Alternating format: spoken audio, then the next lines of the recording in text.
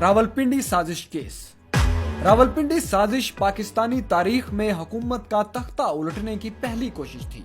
ये कोशिश 1951 में की गई।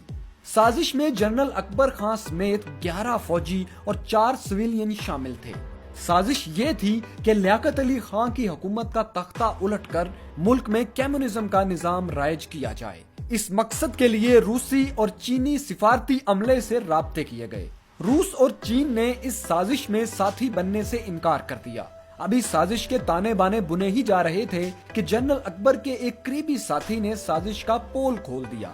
जनरल अकबर खान साथियों समेत गिरफ्तार हो गए। गिरफ्तार होने वालों में पाकिस्तान के नामवर शायर फैज अहमद फैज भी शामिल थे। मुल्जिमों में ज्यादातर वादा माफ गवाह बन गए। मुल्जिमों को कैद की सजाएं सुनाई गईं। ये साजिश चूंकि रावलपिंडी में तैयार हुई थी, इसलिए इसे रावलपिंडी साजिश केस कहा जाता है। अगरतला साजिश पाकिस्तान की तारीख का सबसे बड़ा और अहम स्कैंडल अगरतला साजिश केस है।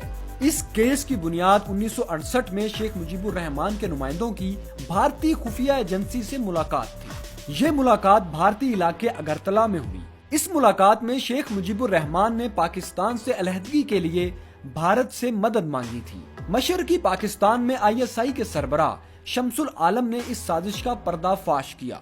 इस पर 1968 में शेख मुजीबुर रहमान को उनके 34 साथियों समेत गिरफ्तार कर लिया गया था।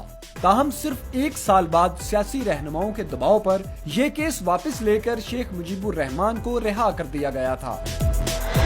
ऑपरेशन मिडनाइट जैकॉल ISI के कुछ ऑन ड्यूटी अफसरान ने पीपल्स पार्टी की हुकूमत का तख्ता उलटने की साजिश की।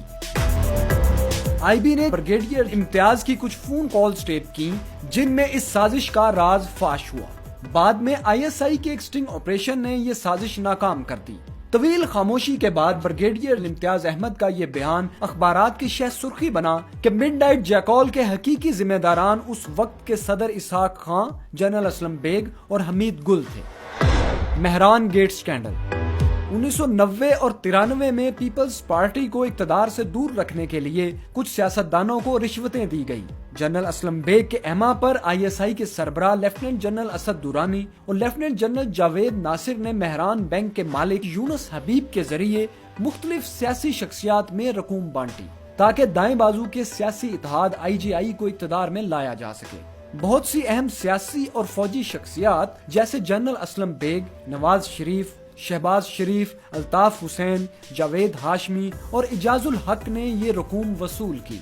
असगर खां केस के तफसीली फैसले में यह साबित हुआ कि जनरल असलम बेग और असद दुरानी फौज की बदनामी का बायस बने हैं। मेमो गेट स्कैंडल अमेरिका में पाकिस्तान के सफीर हुसैन हकानी ने जनरल माइक मोलन को एक खत लिखा, जिसमें कहा गया था कि एबटाबाद ऑपरेशन के नतीजे में पाक फौज जमहूरी हुकूमत का तख्ता उलटने जा रही है और अमेरिका इसमें मुदाखलत करके इसे रोके।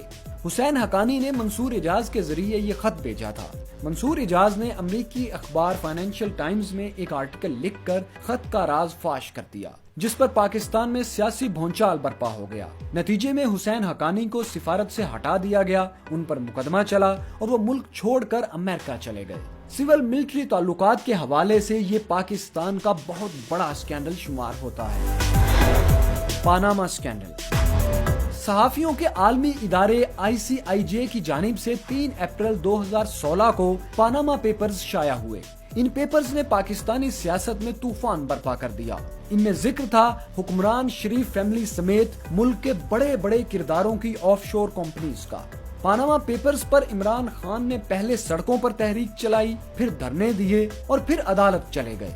आला अदलिया ने इस पर GIT बनाई। GIT रिपोर्ट में एक अकामे का जिक्र भी था, जिसकी बुनियाद पर 28 जुलाई 2017 को वजीर आजम नवाज शरीफ को नाअहल करार दिया गया और उनको ओहदे से हटा दिया गया।